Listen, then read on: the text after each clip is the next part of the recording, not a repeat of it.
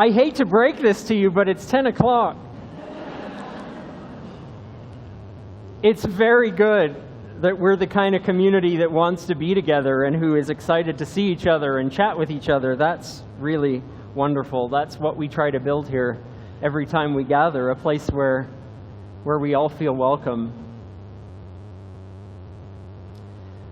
So welcome to SSUC, to Southminster Steinhauer United Church. We're all spiritual seekers united in community. And we work hard to be as inclusive as we can, to seek out a more just and generous spirituality. So welcome to this place.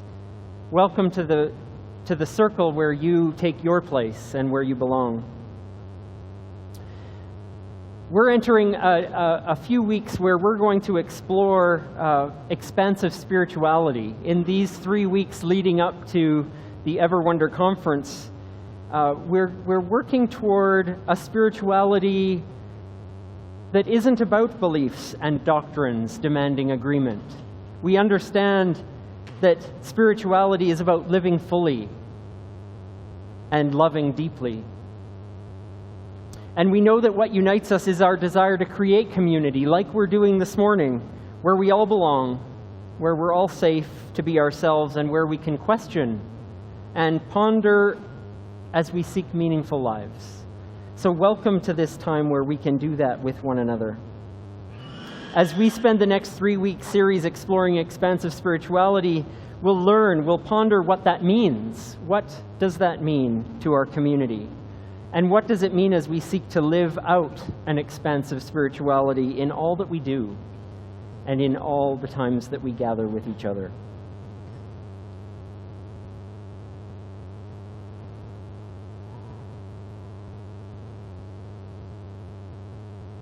It's in this spirit of welcome that we honor the land that we find ourselves a part.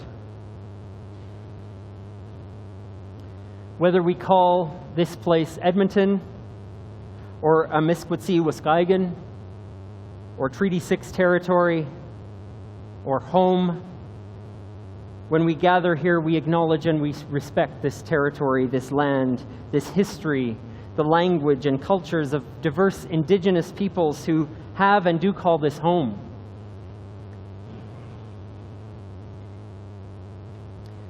It is our intention and our prayer each time we gather that our presence here will enrich, we will enrich each other, that the experience of the First Nations will continue to enrich us, and that the work that we might participate in together will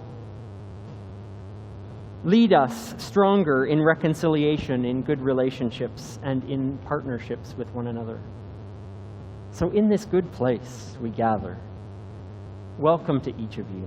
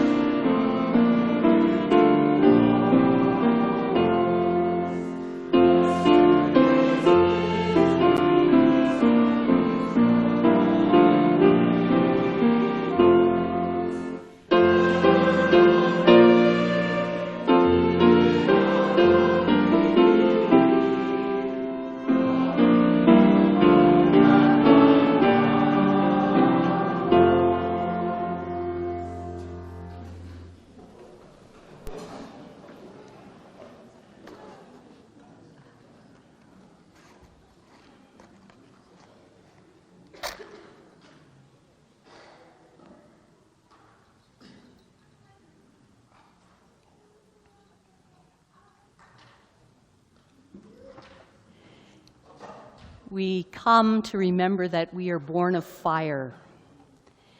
And we come to ignite each other with a passion for life. We come to remember that we are water, born of water, in bodies that are mostly water, on a planet that is mostly water, that we call home. And we come to remember that we are air, a single breath that separates us from not being at all, that gives us life again for another moment. And we come to remember that we are soil, building ground with and for one another. We come to remember that we're part of all that is, that we are spiritual beings in a human experience, born into light and ever seeking it. I want to invite anyone who wants to come to the Time for All Ages area to come forward.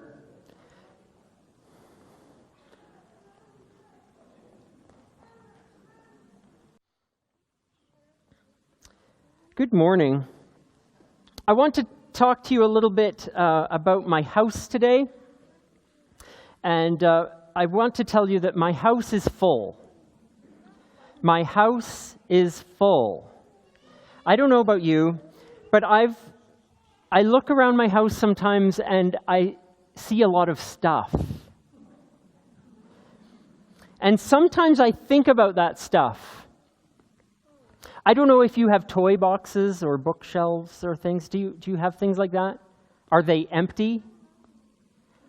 Is there like one or two things in them? Are they full? Yes. Then you know what I'm talking about. I have some toys at home that I don't play with very much anymore. And so sometimes I think, what should I do with these toys? I wondered if you had any ideas. What should I do with the toys I don't play with anymore? I could sell them. I could donate them to someone who would want them. I could find a friend who wants to play with those toys. I also have some clothes that don't fit anymore. Do you have clothes that don't fit anymore? Yeah, you guys are growing faster than me, but even so,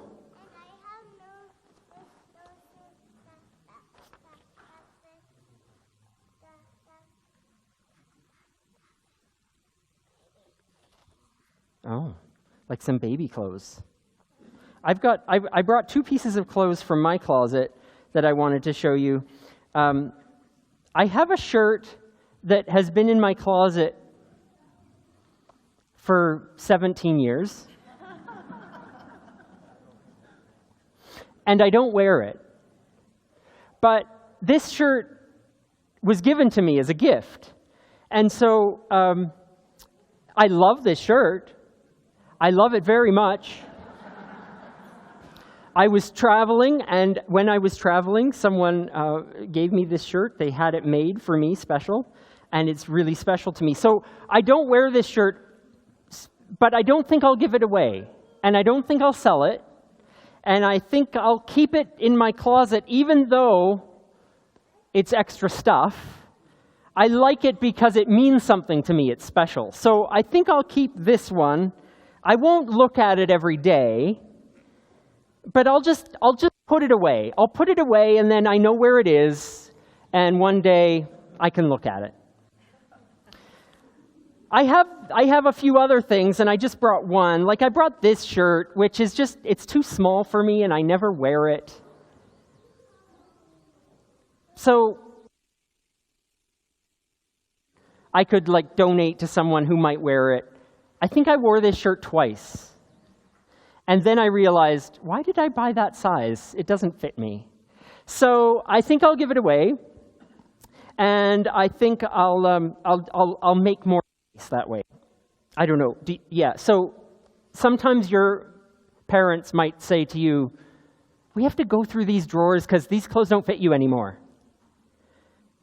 And we have to do that. We have to decide what we want to keep, and what we might keep that is a really special memory, and what we might keep because it fits and we wear it, and what we might just get rid of. So we can't always keep everything. Sometimes I have to say, thank you, shirt, goodbye. Is that easy or hard to do? Is it hard to do? Is it hard for you to get rid of old stuff? Sometimes it's easy, like that shirt that I don't want, I'll just get rid of it. But sometimes it's a bit harder. Like, I don't play with this toy, but what if I do one day? It's hard. But sometimes we can say thank you to the things that we don't use anymore and find someone who can use them. And then we get to have fun and explore new things. So that's my silly carpet time today. Thank you for letting me share 2 shirts with you. And I know you have jobs to do too, every once in a while, of cleaning out your stuff. Yes. So we're going to continue with our time in our different programs.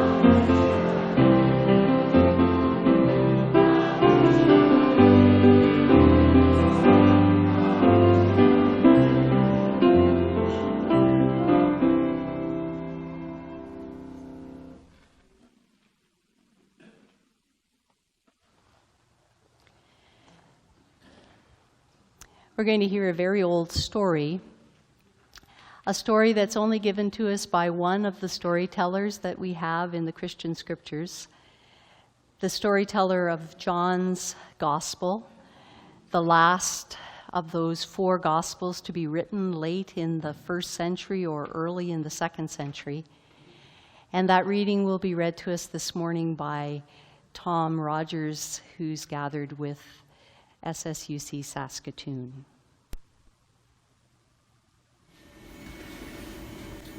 A reading from a collection of writings passed down to us in the 1st century, from the Gospel of John, written very late in the 1st century. In the chapter 4, a conversation between Jesus and a woman in Samaria. Jesus came to a Samaritan city called Sychar, near the plot of ground that the patriarch Jacob had given to his son Joseph. Jacob's well was there, and Jesus, tired out by his journey, was sitting by the well. It was about noon. His disciples had gone to the city to buy food when a Samaritan woman came to draw water, and Jesus said to her, "Could you give me a drink?" And she questioned him as to how it is that he, a Jew, would ask a drink of her, a woman of Samaria. Was he not taught that his people have no regard for her people? They share nothing in common. And Jesus went on to answer her, "If you had asked me for a drink, I would have given you living water." But the woman said to him, "Sir, you have no bucket and the well is deep. Where do you get that living water? Are you greater than our ancestor Jacob, who gave us the well, and with his children and his flocks drank from it?" Jesus said to her, "Everyone who drinks of this water will be thirsty again. But there is water that is living, that gushes up like a spring within. This is the water I would give you." She asked that he give her this water, so she wouldn't have to keep coming to this well to draw water. The woman said to him, "Sir, I see that you are a prophet. Our ancestors worshipped on this mountain, but you Judeans say the place where people must worship is in Jerusalem. Who is right? Which way is better?" Jesus said to her, "Truly, the sacred is found anywhere one searches in spirit and truth." She left her jars by the well and returned to her village.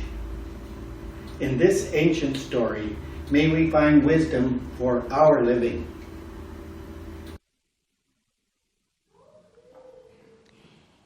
In this ancient story,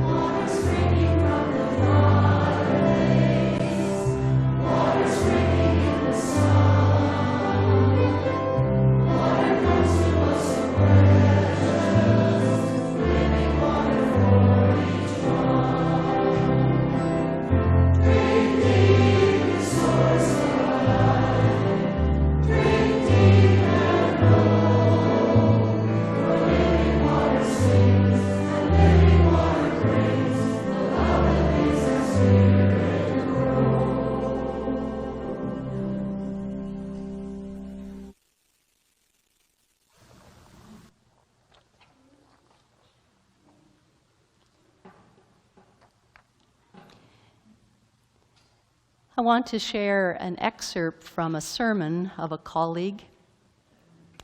At the time of writing this, Ian Lawton was offering leadership to a very unique spiritual community in Michigan called C3 Exchange. And the title of his sermon was Imagining a Progressive Revolution. And these are a few of his words, spoken in November 2008. I heard Barack Obama say something inspiring in one of his last speeches the day before the election.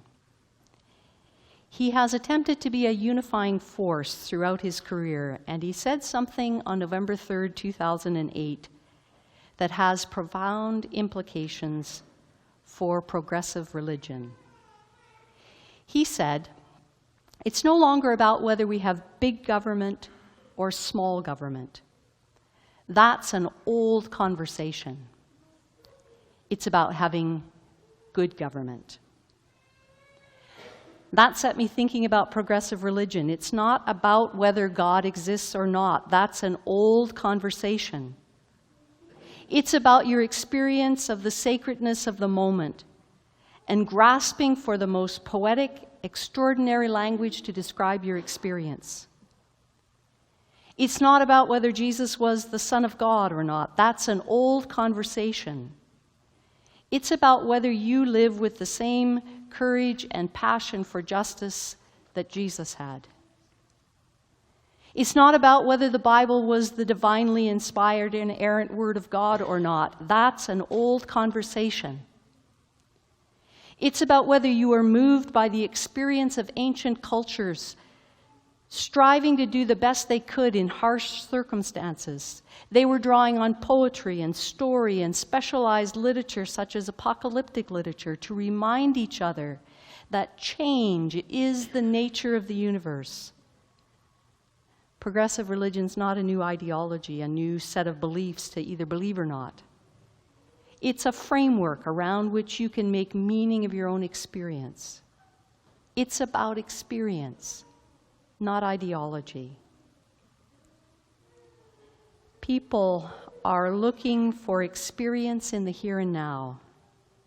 The sort of experience that turns scientists into poets, theologians into storytellers, and leaves you and I grasping for language that might get close to describing the mysterious and wondrous connectedness of life. People are looking to craft this experience of sacred wonder into an activism that makes the world a better place.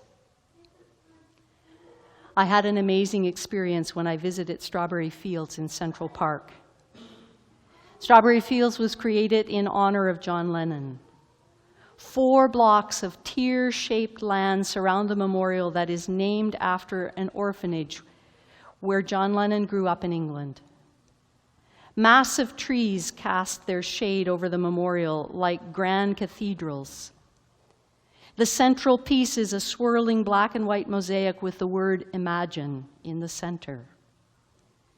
People make pilgrimages to Strawberry Fields. The day I was there, I'm sure typical, people milled around with curiosity and reverence. A homeless man laid some scruffy flowers on the mosaic as he pulled his dying dog along in a cart. He was finding his peace.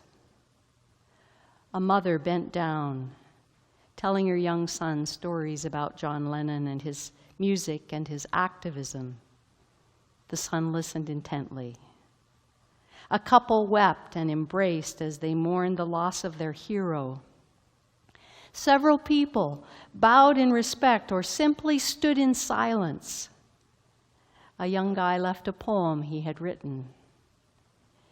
It was like church, the way church should be. No pretense, just utterly present. Poetry, stories, meaningful ritual, grief and prayer, they were all happening there, and so naturally. That's church, as it could be. Why not? In the words of this contemporary leader,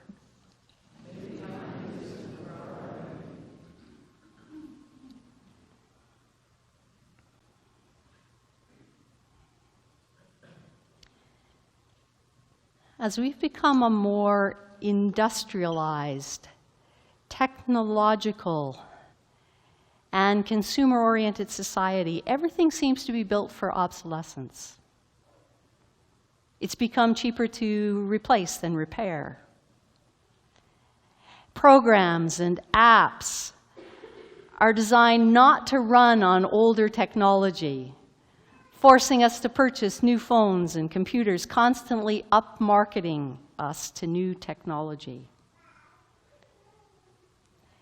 In the world of science, New discoveries force old theories to be revised or superseded. Older ideas bending to new learnings. And in the world of the arts, new art forms are evolving all the time. That's how we got jazz and rock and hip-hop and slam poetry and performance art, just to name a few. And we could make that same observation with so many other fields of human thought and endeavor: medicine, education, law, so on.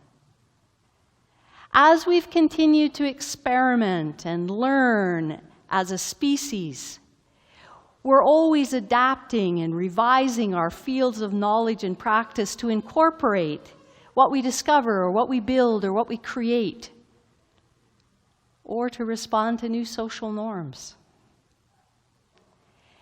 We recognize that our theories are always tentative and are always subject to revision with new discoveries. On the other hand, religion has been satisfied with doctrine and dogma, creeds and forms that are centuries old, that were developed in worldviews that have long ago been revised.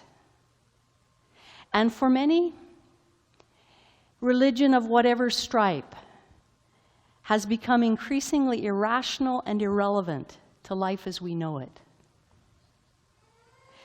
When we were in Germany this summer, I noticed that empty churches and synagogues were being repurposed into concert halls and museums, and even on one occasion, ironically, as a columbarium. In North America, spaces occupied by religious communities for generations are being redeveloped into condominium complexes and restaurants.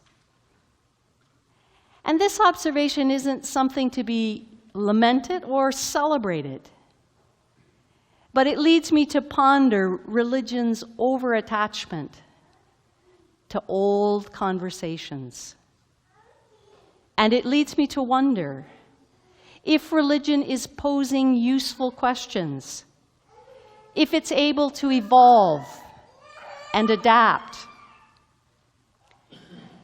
And it leads me to consider the layers of meaning in that highly metaphorical story from the first century that Tom read for us a few moments ago. It's a story that was created in a time of shifting narrative by some who had inherited and questioned the dominant Jewish narrative of the first century. They'd been awakened to some new questions, new visions, new practices through the teachings of a wise peasant who had invited them to make love the essential ethic of their spiritual quest, rather than adherence to a set of observances and rituals that had characterized their religious life for centuries. So we read this story, which is a conversation about water, about the element that's essential for life, a scandalous conversation between two people who shouldn't be speaking to each other at all according to the social code of their time, a first-century Jewish man and a first-century Samaritan woman, different in gender, different in culture, different in religious beliefs and practices. The story points out they had nothing in common except perhaps their inherited suspicions of one another's people and the cultivated hostility between their ancestors and between their contemporaries. In the world of that story, he's a first-century Jewish man sitting beside a well, named after one of his most famous ancestors, Jacob. And she's a Samaritan woman standing beside a well that is sacred to her people. And although it's thirst that has brought each of them there, The story never has either one of them drink a drop of water. But somehow, as they reach across the prejudice and dogma they had learned in their lives, and they risk a genuine human encounter, the conversation deepens from those old questions, that old conversation, to a new conversation about the real thirst that drives every spiritual quest. And in the story, she's at a loss to help him because he has no bucket. He has nothing from which to draw water out of that well. He has no container for the water of Jacob's well. And as the conversation continues, he invites her to think about her thirst in a new way. To think about drinking from a well that she would find deep within herself, a spring within her. To think about a source of water that moves freely, without any bounds or limits, that can't be captured or contained by a particular well or by anyone's bucket. A spring you can drink from directly, a source that doesn't require a bucket or a cup. In the story, she's skeptical enough to test the limits of this new source. She brings out the core conflict between their two religious traditions, and she puts it directly to him. Where do you say we ought to find the sacred? On our mountain or in your temple? But he didn't engage the old conversation. He says something startlingly new. He offers a new and mystical understanding about the sacred being spirit that can be found anywhere and everywhere by those who search honestly and truly. It doesn't matter what prayers we say, what feasts we observe, what rituals we keep, what festivals we celebrate. They are containers. They are not the water. Essentially, what I hear the story have him say is, it's the water that makes the well, not the well that makes the water. And water is beyond containment. It's invisible in the atmosphere. It runs in underground streams. It springs from deep within the core of the earth. That for which we seek and hunger and thirst is unbounded. It doesn't require a particular cup, a particular bucket, a particular container, a particular jar to meet our deepest thirst. This insight in the world of the story causes her to leave her water jar there at the well and go back to her community, alive in new ways and reaching out beyond the boundaries of her tradition, exploring possibilities her tradition had excluded.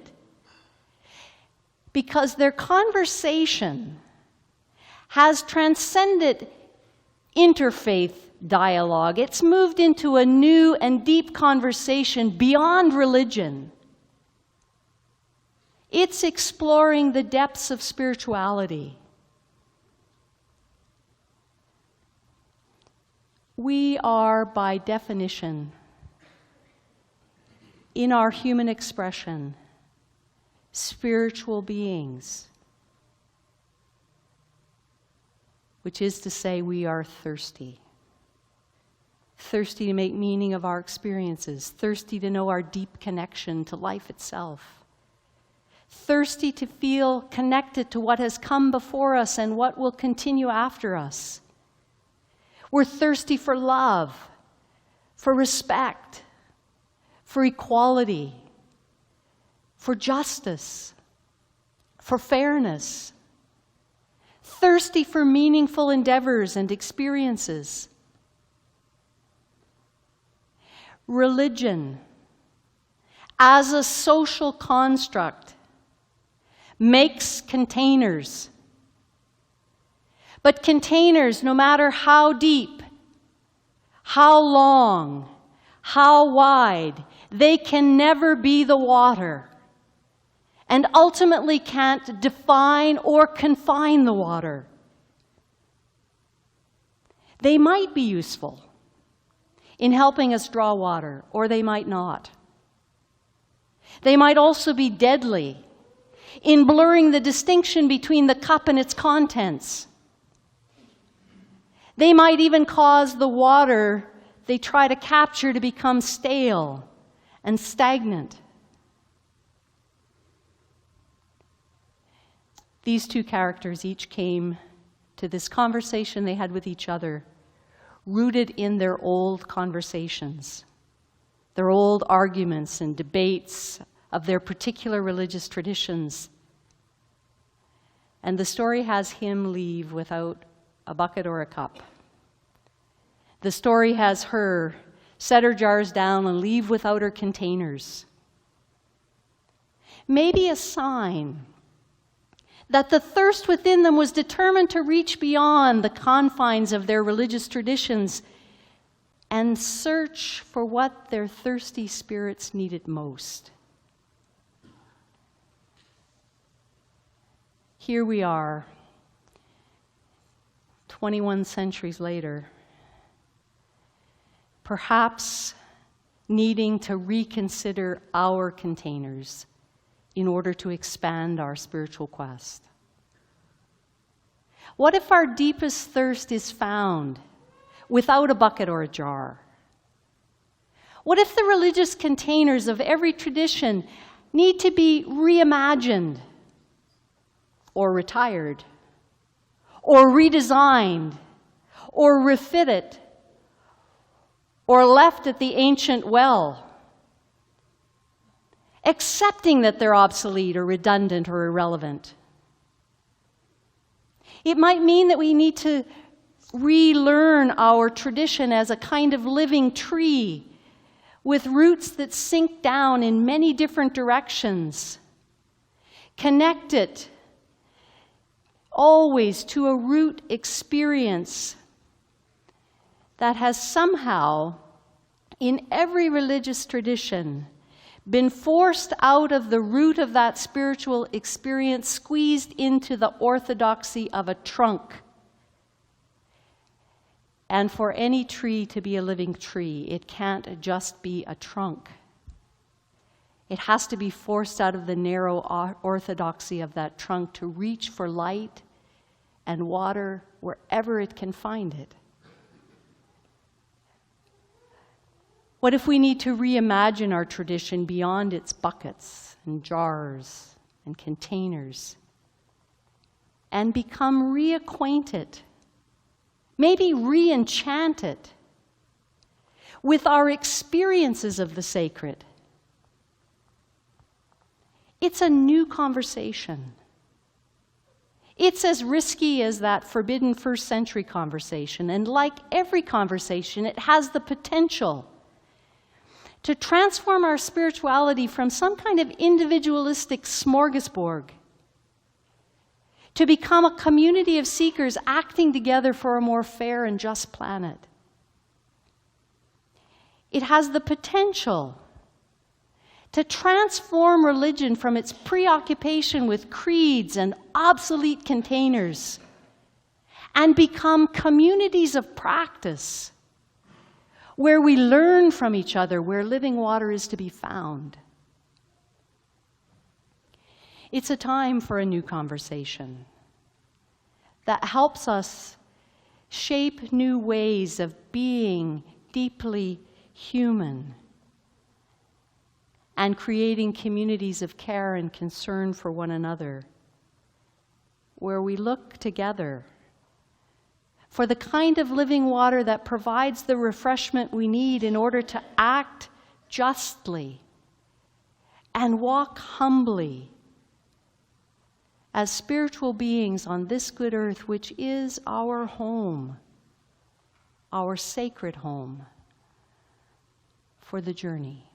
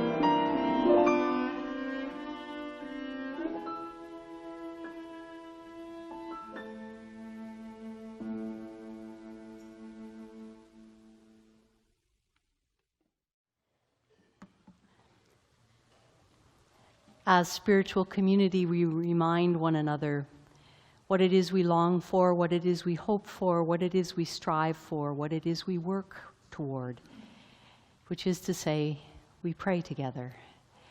We offer these words with one another.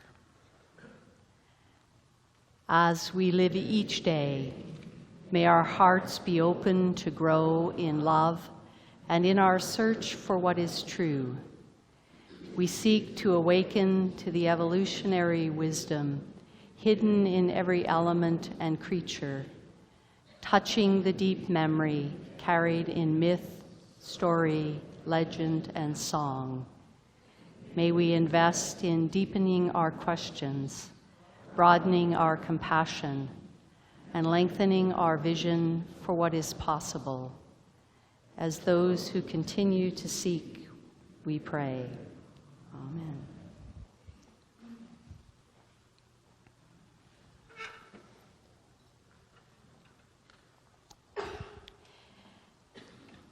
As we take our leave of this space, we look at another item from a wardrobe that you find on the screen. What if we recognize our birthplace, all of us, is earth. Our race is human. Our politics, freedom. And our religion, simple, love. That would be the religion without containers and cups and buckets. And so we go, in the light of wisdom wherever we find it, searching for living water and sharing with one another the places where we find it. We go knowing there is light within us, between us, among us, and beyond us.